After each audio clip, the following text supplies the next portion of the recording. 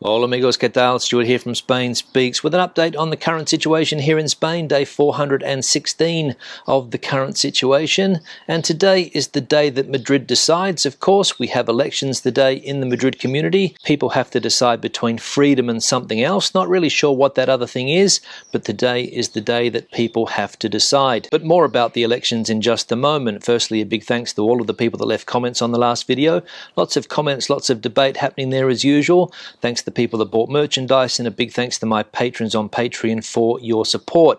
Now, as you can see, I'm in the garden today. A little bit noisy inside. The neighbours are doing some renovation work, as I mentioned yesterday. A lot of banging going on, so hopefully out here it's going to be a little bit quieter, and the only additional sounds that we are going to hear are birds in the background, hopefully. Now, let's get into the news, and as I said, election day here in Madrid. People in this autonomous community have to make an important decision today, who they want to lead them for the next few years. As we have seen, it's been a fairly controversial election campaign. A lot of mudslinging going on, a few death threats thrown in there as well, so it was quite interesting from that point of view. But hopefully from tomorrow on we can get back to some type of normality in this autonomous community. As we can see from this headline, the elections in Madrid today means 8,000 police officers, 5 million face masks and 45,000 face shields for Madrid elections. Nearly 8,000 members of the security forces will monitor from beginning to end the election day of the 4th of May, which will culminate the most violent campaign in recent years, marked by the threatening envelopes with bullets sent by unidentified persons to political leaders, by the stones thrown on April the 7th by groups that included members of the Podemos security team against representatives of Vox in Vallecas, by the violent verbal clashes between candidates on television sets, and of course by the coronavirus. So as I said, a fairly nasty election campaign leading up to this day. Not only did some of the candidates, as we saw there, receive threatening letters, but there were also violent clashes at some of the rallies. And on top of all that, the election is being held in the middle of a pandemic when the health figures in this particular autonomous community are still not very good. Now, some bad news for people outside the European Union that were planning a trip to Spain this May, and it is that Spain has extended entry restrictions to third countries until May the 31st. Spain extends until next May the 31st the temporary restriction of non-essential travel from third countries to the European Union and associated to the European Schengen area due to COVID-19, as published this Friday in the official State Gazette. This order of the Ministry of the Interior responds to the recommendation of the European Council of June the 30th on the temporary restriction of this type of air travel to the EU and the possible lifting of such limitations. In addition, as of May the 1st, travellers from India, Brazil, South Africa, Botswana, Comoros, Ghana, Kenya, Mozambique, Tanzania, Zambia, Zimbabwe, Peru and Colombia will only be able to enter the country if they are residents. So that restriction on travellers coming to countries like Spain from outside the European Union, third countries as they mentioned there, extended until May the 31st. And people from certain countries only allowed in if they are residents. Now the 9th of May is fast approaching, the day that the state of alarm here in Spain comes to an end, or the state of emergency if you like.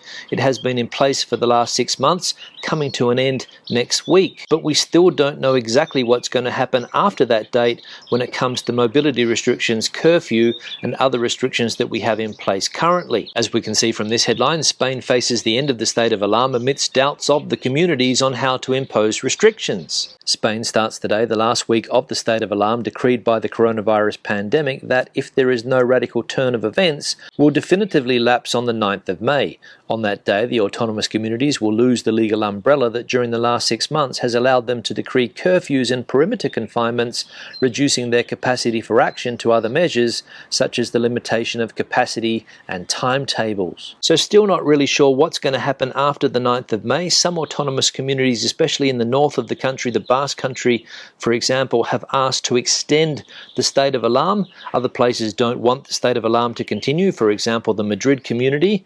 But some autonomous communities, for example, Castilla-La Mancha, will lift the perimeter closure but maintain a curfew and face mask wearing. The government of Castilla-La Mancha will lift the perimeter closure of the autonomous community next Sunday, May the 9th, the date on which the state of alarm will be lifted in Spain. But it is in favour of maintaining other measures to prevent the spread of coronavirus, such as the use of face masks and the curfew. And the president of the Valencian community, Ximo Puig, has also announced the extension of the curfew and the end of the perimeter perimeter closure of the Valencian region. I think we are in good conditions to start easing and continue in the process of a prudent de-escalation.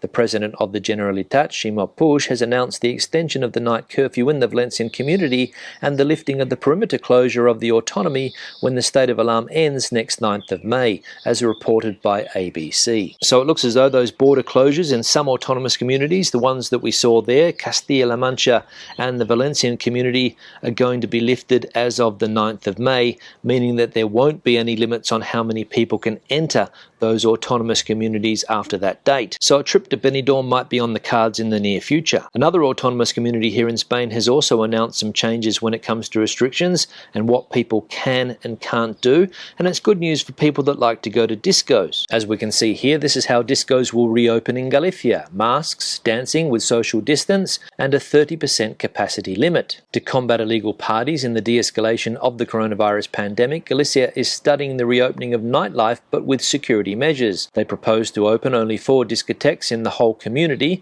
1 in each province. They want to do the test already this month, but of course the dance floors will not be anything like the ones we knew before. The idea is that there will be a 30% capacity indoors and 50% if it is outdoors. Of course, everyone attending will have to wear a mask and dance at a safe distance. The venues will also have to have CO2 controllers. So there we go, the Galician community deciding that it's better to open discotheques, allow people to socialise inside a place like a disco rather than have illegal parties. So we'll see if this measure takes off in other autonomous communities around the country. Now let's have a look at a summary of the health situation in Spain. We can see the accumulated incidence rate for the last 14 days now sitting at 223.8. The daily amount of cases down 4% on previous data. There are currently 9,747 people hospitalised around the country with COVID, and there are 2,323 people with COVID occupying ICUs. There were 77 COVID-related deaths recorded yesterday, which is down 10% on previous data. And when it comes to the vaccination campaign, we can see that they're currently vaccinating over 760,000 people a day, which is up 30% on previous data.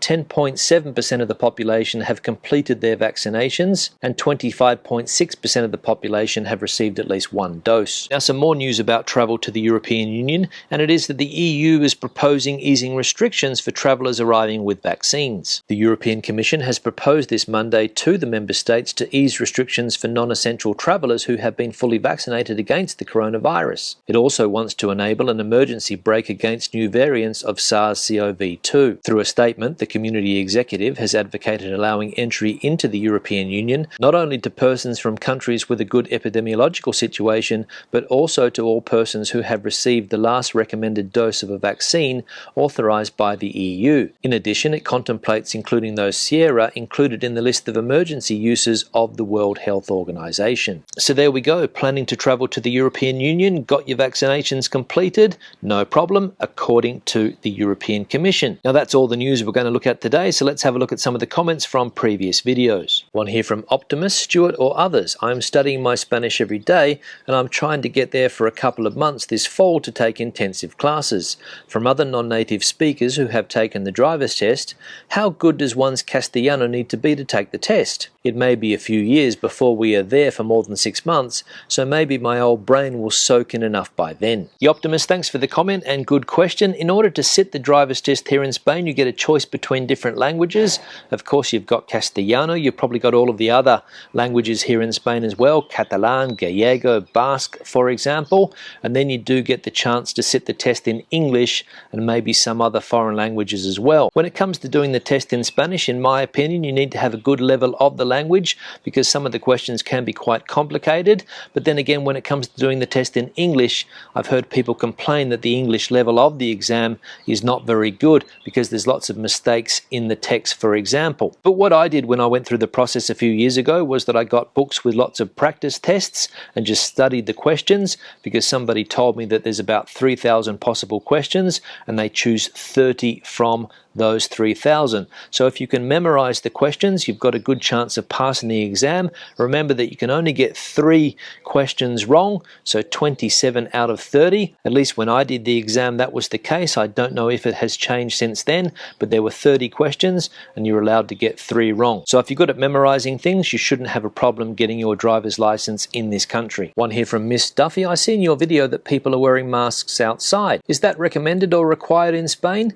Here in the US, people are not required to wear masks outside. I think people will reconsider coming to Spain for vacation if you do need to wear a mask while walking around outside. Love your videos. Gracias. Yeah, Miss Duffy, thanks for the comment. Obviously, you saw the video that I did yesterday when I went for a drive through Madrid, and you saw people in the streets there wearing face masks, even if there weren't other people around. And that is the rule at the moment. It doesn't matter where you are. If you are in a city like Madrid, if you are in a city like Malaga, if you are in any city here in Spain, you have to wear a mask. Things change a little bit. If you're out and about in the countryside, you don't have to wear a mask if there's nobody else around, and you don't have to wear a mask if you go to a beach that isn't very crowded either. Also, if you're practicing exercise or you have a health condition, no mask. But for every other situation, you do have to wear one. And will it be something that stops people coming here for a vacation? Possibly. It may put some people off. One here from Happy Days. Hi Stuart, love your view on living in Spain after Brexit. It is what it is, just get on with it. Cake and eat it comes into mind. My mother always told me not to leave things to the last minute or it will bite you on the bum.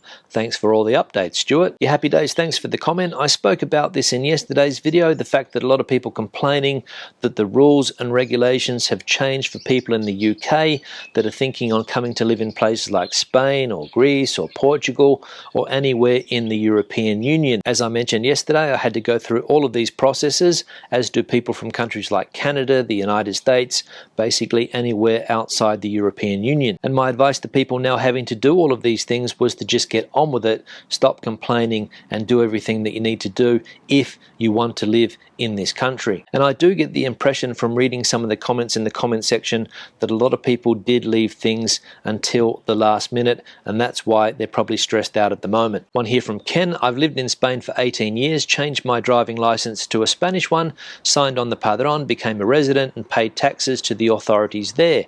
Lots of Brits did not do this, preferring to stay under the radar, and if they still want to live in Spain, then they have no other choice but to accept the situation post-Brexit and to comply with the country's requirements for residency and driving.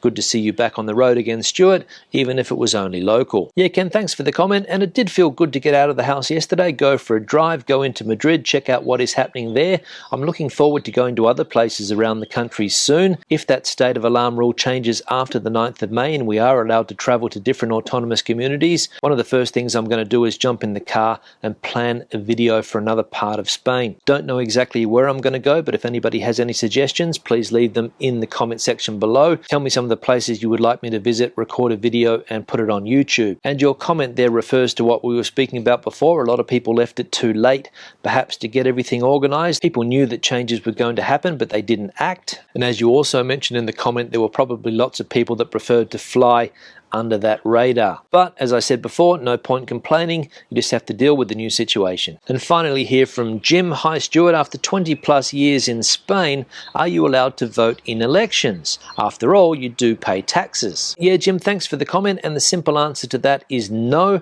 I cannot vote in elections. I can't vote in local elections. I can't vote in state elections. I can't vote in national elections in this country because I'm not a citizen.